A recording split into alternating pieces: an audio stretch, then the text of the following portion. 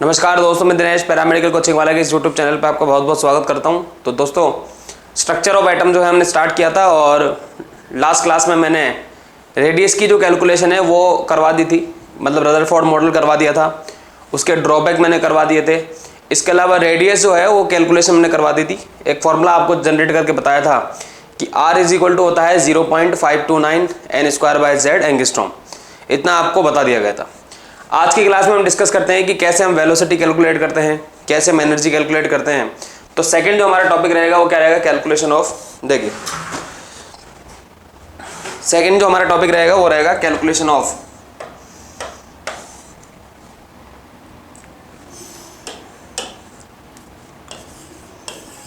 Radius के बाद अगला कैलकुलेशन है कैलकुलेशन ऑफ वेलोसिटी।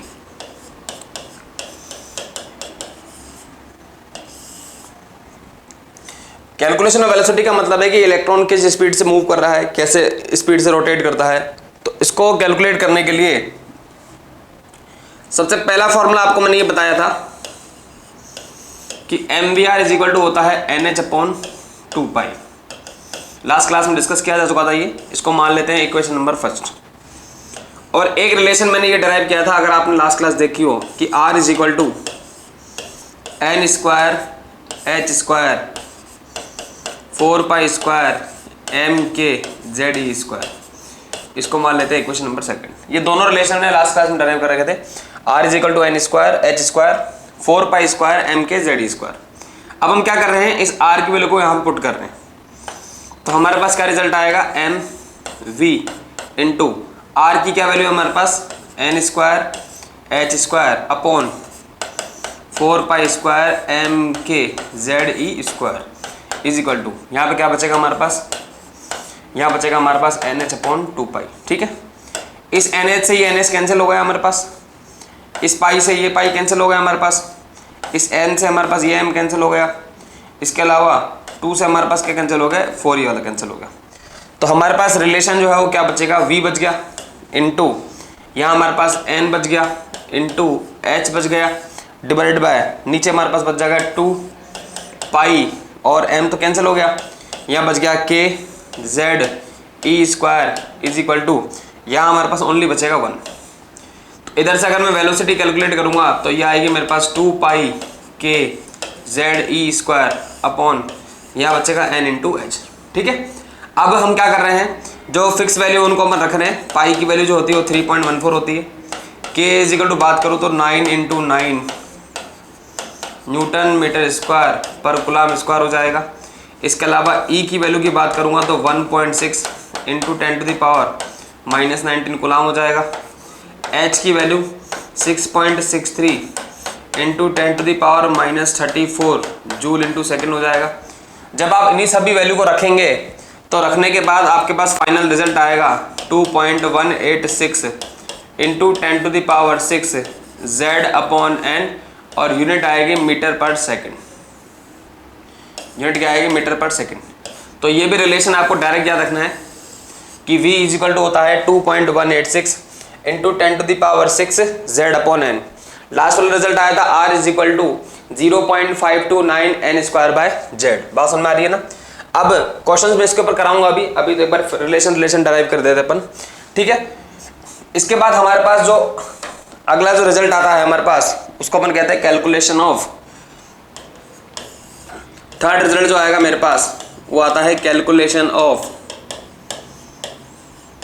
एनर्जी। अब हमें एनर्जी की कैलकुलेशन करनी है।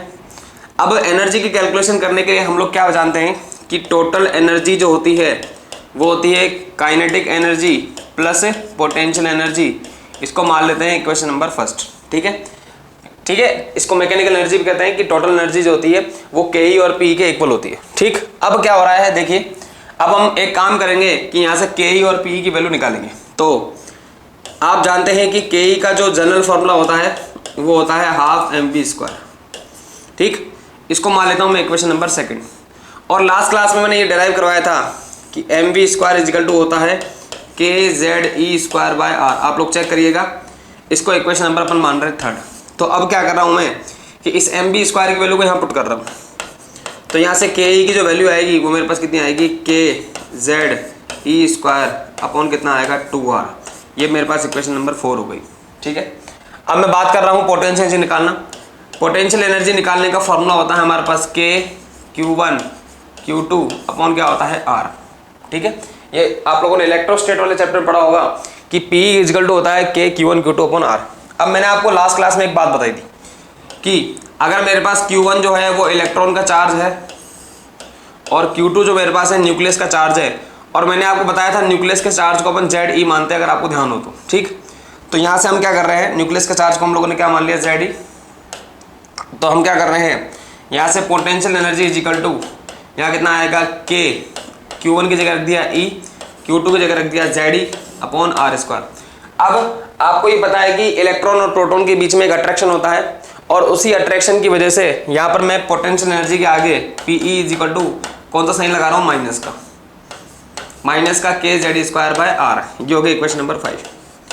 देखिए, काइनेटिक एनर्जी जो होती है वो कभी नेगेटिव नहीं होती, काइनेटिक एनर्जी तो ऑलवेज पॉजिटिव होती है, इसलिए यहाँ पर मैंने माइनस का साइन नहीं लगाया। जबकि potential energy according to nature plus भी हो सकती है और माइनस भी हो सकती है, इसलिए इलेक्ट्रॉन प्रोटॉन के बीच में या इलेक्ट्रॉन न्यूक्लियस के बीच में अट्रैक्शन फोर्स होता है, इसलिए पोटेंशियल एनर्जी के आगे मैंने कौन सा साइन लगा दिया, माइनस का साइन लगा दिया। ठीक है, या आप यूँ समझ लीजिए कि अगर आप Q1 की वैल्यू माइनस ई रखेंगे और Q2 की वैल्यू प्लस ई रखेंगे तो पोटेंशियल एनर्जी ऑटोमेटिकली नेगेटिव आ जाएगी। बात समझ में आ रही है ना। तो मैं इसको बेटर है, इसको एक काम करता हूँ, यहाँ ऐसे लिख देता हूँ, यहाँ मैं लिख देता हूँ Q1 जो हो जाएगा उसको मैं माइनस ई कर देता हूँ, और Q2 जो है वो कितना हो जाएगा, ऐसे कर देते हैं ताकि आपको समझ में आ जाए पूरी तरीके से। Q2 जो है उसको मैं क्या कर देता हूँ, प्लस का ZE। अब माइनस प्लस को मल्टीप्लाई करेंगे तो ऑटोमेटिक आंसर माइनस आ जाएगा। अब हमारे पास एक तो आ गया के की वैल्यू, एक आ गया हमारे पास PE की वैल्यू। तो अब इक्वेशन फर्स्ट में इसकी वैल्यू रख देते हैं। तो total energy is equal to क्या रिलेशन आएगा हमारे पास, के की जो वैल्यू है वो है के ZE स्क्वायर अपॉन 2R, फिर माइनस के ZE स्क्वायर अपॉन कितना आएगा R। यहाँ से अगर मैं एलसीएम ले लूँ 2R से 2R कैंसिल हो जाएगा, तो यहाँ बचेगा के ZE स्क्वायर, R से R कैंसिल हो जाएगा तो यहाँ बचेगा 2k ZE स्क्वायर। ठीक, यहाँ से अपन सॉल्व करेंगे तो माइनस का के ZE स्क्वायर अपॉन कितना बचेगा मेरे पास 2R। तो मेरे पास तीन रिलेशन आ गए, एक तो टोटल एनर्जी का आ गया, ठीक है ना, एक मेरे पास पोटेंशियल एनर्जी का आ गया, और एक मेरे पास किसका आ गया, काइनेटिक एनर्जी का आ गया। अब सबसे पहली बात तो हमें इनके बीच में रिलेशन भी निकालना पड़ेगा। क्या निकालना पड़ेगा, रिलेशन, है ना। तो मैं रिलेशन लिख रहा हूं इनके बीच में। देखिए, सबसे पहला रिलेशन लिख रहा हूं मैं, total energy and kinetic energy. Derivation याद ना भी हो तो भी कोई दिक्कत नहीं है ना, आप डायरेक्ट फॉर्मूला याद कर ले। डेरिवेशन तो इसलिए कराई जा रही है ताकि रिलेशन डायरेक्ट हो जाए। Total energy and kinetic energy के बीच में क्या रिलेशन आएगा, देखिए ये तो के का फॉर्मूला है, के ZE स्क्वायर अपॉन 2R, और ये हमारे पास टी का फॉर्मूला है के ZE स्क्वायर अपॉन 2R। आप देखेंगे यहाँ पर भी के ZE स्क्वायर अपॉन 2R लिखा हुआ है और यहाँ पर भी के ZE स्क्वायर अपॉन 2R लिखा हुआ है, बस इस बात का फर्क है कि आगे साइन माइनस है। तो इसका मतलब एक रिलेशन तो मेरे पास क्या आ गया कि total energy is equal to minus का काइनेटिक एनर्जी। ठीक है, एक रिलेशन तो हमारे पास ये आ गया। फिर दूसरा रिलेशन जो होता है वो मैं लिख रहा हूं किस किस के बीच में, potential energy and kinetic energy. आपको डायरेक्ट याद रखना है रिलेशन, डायरेक्ट क्वेश्चन आते हैं इसके ऊपर। तो अब हम लोग कंपेयर कर रहे हैं P और K को। क्या कंपेरिजन है, देखिए के ZE स्क्वायर बाय 2R, यहाँ लिखा हुआ के ZE square by R, sign आगे माइनस का है। तो जब दोनों को कंपेयर करेंगे तो हमारे पास रिजल्ट क्या आता है, वो रिजल्ट आता है PE is equal to minus का 2K। तो ये आप डायरेक्ट याद रखेंगे दोनों रिलेशन, ठीक है। बट हम तो किसकी कैलकुलेशन कर रहे थे, एनर्जी की। कौन सी एनर्जी की, टोटल एनर्जी की। और टोटल एनर्जी का रिजल्ट मेरे पास ये आया। नेक्स्ट पेज में चलते हैं एक बार। तो हमारे पास टोटल एनर्जी का जो रिलेशन आया वो कितना आया, माइनस के ZE स्क्वायर अपॉन कितना आया 2R। कितना आया रिजल्ट 2R। अब यहाँ से R की वैल्यू मैंने बताई थी आपको लास्ट क्लास में, अभी भी बताई थी, n square h square upon 4 pi square MK ZE स्क्वायर। ठीक, यहाँ से R की वैल्यू को यहाँ रखूंगा तो total energy is equal to कितना आएगा, माइनस के ZE square upon 2 into R की वैल्यू क्या है हमारे पास, n स्क्वायर h स्क्वायर, ऊपर चला जाएगा 4 पाई स्क्वायर MK ZE स्क्वायर। ठीक है, इसको सॉल्व करते हैं हम लोग। तो माइनस k और k को मल्टीप्लाई करेंगे तो k स्क्वायर हो जाएगा, z और z को मल्टीप्लाई करेंगे तो z स्क्वायर हो जाएगा, ई स्क्वायर को मल्टीप्लाई करेंगे तो E4 हो जाएगा। इसके बाद क्या क्या बच गया, इसके अलावा K हो गया, Z हो गया, E हो गया, यहाँ बच गया 4 पाई स्क्वायर, यहाँ बच गया हमारे पास क्या M अपॉन, इधर बचेगा 2 इंटू N स्क्वायर और H स्क्वायर। ये मेरे पास टोटल एनर्जी आ गई। अब अपन इसको सॉल्व करेंगे। सॉल्व करने के बाद हमारे पास फाइनल रिजल्ट जो आता है वो आता है माइनस का 13.6, ऊपर बचता है Z स्क्वायर, नीचे बचता है N स्क्वायर, और ये रिजल्ट आता है इलेक्ट्रॉनिक वोल्ट पर एटम में। आपको ये रिलेशन डायरेक्ट याद रखना है, डेरिवेशन नहीं भी समझ में आए तो भी कोई दिक्कत नहीं है। तो आपके पास कुल मिला के 3 फॉर्मूले जो हैं याद करने हैं। 2 फॉर्मूले तो ये वाले, total energy is equal to minus का काइनेटिक एनर्जी, और एक रिलेशन याद करना है potential energy is equal to minus का 2 इंटू के, और तीसरा रिलेशन आपको याद रखना है कि minus 13.6 into Z square upon N square. तो मैं ओवरऑल समराइज कर देता हूँ हमें कौन कौन से फॉर्मूले याद करने हैं। एक फॉर्मूला रेडियस का, R is equal to 0.529 into N square by Z angstrom में। दूसरा velocity is equal to 2.186 into 10⁻⁶ Z upon N metre पर सेकेंड। तीसरा हमको रिलेशन याद रखना है total energy is equal to minus का 13.6 into Z square upon N square electronic volt पर एटम। इसके बाद एक रिलेशन आपको याद रखना है कि potential energy is equal to minus का 2 इंटू काइनेटिक एनर्जी, और एक आपको याद रखना है total energy is equal to minus का काइनेटिक एनर्जी। तो ये हमारे पास ये 5 रिलेशन हो गए। ठीक है, बात समझ में आ रही है। अब इन 5 पे कैसे कैसे क्वेश्चन बनते हैं तो स्टार्ट करते हैं हम लोग। सबसे पहला क्वेश्चन मैं लिख रहा हूँ यहाँ पर, देखिए पहला क्वेश्चन सबसे इजी क्वेश्चन है कि find radius ratio for hydrogen atom in first comma second comma third shell. देखिए क्वेश्चन आपसे कह रहा है कि आपके पास एक एटम दे रखा है। कौन सा एटम है? Hydrogen atom. कौन सा एटम दे रखा है? Hydrogen atom. हाइड्रोजन एटम के लिए Z की वैल्यू 1 होती है, ठीक। और रेडियस का रेशियो निकालना है। एक तो फर्स्ट शेल दे रखा है आपको, एक आपको सेकंड शेल दे रखा है, एक आपको थर्ड शेल दे रखा है। बात समझ में आ रही है? तो अब ऐसे क्वेश्चन को करने के लिए क्या करेंगे, आप देखेंगे कि फर्स्ट सेकंड थर्ड शेल दे रखा है, लेकिन एटम मेरा फिक्स है। एटम कौन सा है? हाइड्रोजन फिक्स है, यानी फर्स्ट शेल के लिए भी हाइड्रोजन है, सेकंड शेल के लिए भी हाइड्रोजन है, और थर्ड शेल के लिए भी हाइड्रोजन है, ठीक है ना। तो अब हम क्या कर रहे हैं, ये जो रिलेशन लिखा हुआ है R is equal to 0.529 N square by Z, इसमें Z मेरा कांस्टेंट है, 0.529 भी कांस्टेंट है। तो R जो होगा R वो किस पे डिपेंड कर रहा है? N स्क्वायर पे। जो कांस्टेंट है उसको हटा दिया, अब जो डिपेंडेंट है R किस पे डिपेंड कर रहा है? N स्क्वायर पे। तो इसका मतलब ये है कि रेडियस रेशो पूछ रहा है तो R1 ratio R2 ratio R3।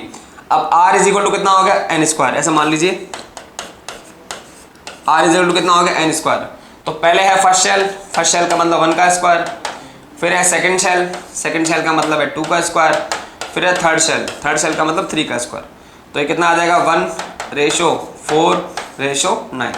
तो रेडियस का रेशो कितना आ जाएगा? 1 रेशो 4 रेशो 9। ठीक है, चलिए सेकंड क्वेश्चन की तरफ हम लोग मूव करते हैं। क्वेश्चन नंबर सेकंड हमसे क्या कह रहा है कि find radius ratio for hydrogen helium plus Li+2 in first shell. अब इसके अंदर क्या हो रहा है, देखिए सॉल्यूशन इसका कर रहे हैं अपन। ये पूछ रहा है कि रेडियस रेशो पूछ रहा है। पहली बात तो फर्स्ट शेल ही दे रखा है, n बराबर 1, यहाँ पर भी लिख देता हूँ n बराबर 1। लेकिन यहाँ पे एलिमेंट है हाइड्रोजन, यहाँ पे एलिमेंट है हमारे पास हीलियम प्लस, यहाँ पे एलिमेंट है लिथियम+2। ठीक है, रिलेशन क्या था? R is equal to 0.529 N square by Z। अब की बार क्या कांस्टेंट हो गया? अब की बार N कांस्टेंट हो गया, ठीक है ना। और 0.529 तो ऑलरेडी कांस्टेंट है, इसका मतलब R जो है वो अब की बार डिपेंड कर रहा है 1/Z पर। बात समझ में आ रही है ना। तो यहाँ से मैं लिख रहा हूँ R1 R2 और R3। तो इसको लिख देता हूँ 1/Z1, या लिख देता हूँ 1/Z2 यहाँ लिख देता हूँ 1/Z3, ठीक है। 1/Z1 की वैल्यू कितनी है 1, Z2 की वैल्यू कितनी है 2 और Z3 की वैल्यू कितनी है 3। यहाँ से कितना आएगा 1:1/2 रेशो 1/3। एलसीएम लेंगे तो कितना आएगा 6, तो 6:3:2, तो फाइनल आंसर आएगा 6:3:2, ठीक है। ये रेडियस का रेशो आएगा 6:3:2। समझ गए मेरी बात। इसी को थोड़ा मॉडिफाइड करते हैं, इसी को मॉडिफाई कर रहा हूं मैं क्वेश्चन नंबर 3 लिख के। देखिए कि find radius ratio for hydrogen helium plus lithium +2 in first second third shell respectively.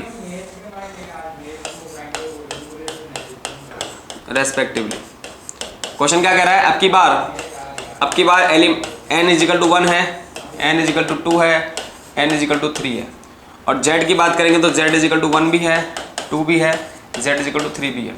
तो रिलेशन क्या होता है, r = 0.529 n²/z। अब की बार n भी चेंज हो रहा है और z भी चेंज हो रहा है। तो रेडियस का रेशो निकालने की कोशिश कर रहे हैं, r1:r2:r3।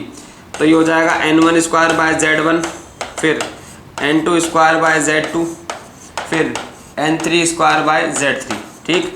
यहाँ से n1 की वैल्यू कितनी है 1, z1 की वैल्यू कितनी है 1, फिर रेशो n2 की वैल्यू कितनी है 2, 2 का स्क्वायर 4 हो जाएगा, और z2 की वैल्यू कितनी है 2, फिर 3 का स्क्वायर 9 हो जाएगा, नीचे बचेगा 3, तो 1 रेशो ये कैंसिल हो जाएगा, 2 रेशो कितना आएगा 3। तो रेडियस का जो रेशो आ गया अब की बार वो कितना आ गया 1:2:3, ठीक है। 3 अलग अलग क्वेश्चन मैंने कराए। पहले वाले क्वेश्चन में मैंने किसको चेंज किया था, पहले वाले क्वेश्चन में मैंने n को चेंज किया था, z को कांस्टेंट रखा था। दूसरे वाले में मैंने z को चेंज कर दिया, n कांस्टेंट रख दिया, और तीसरे वाले में मैंने दोनों को ही चेंज कर दिया, ठीक है ना। इस तरीके से रेडियस के क्वेश्चन बनते हैं। अभी और भी हम लोग डिस्कस करेंगे इसके बारे में। वेलोसिटी पे बहुत सारे क्वेश्चन बनते हैं, एनर्जी पे बहुत सारे क्वेश्चन बनते हैं। इसको हम लोग अगले लेक्चर में डिस्कस करेंगे। तब तक के लिए अपना ध्यान रखिए। बहुत बहुत धन्यवाद। Thank you so much.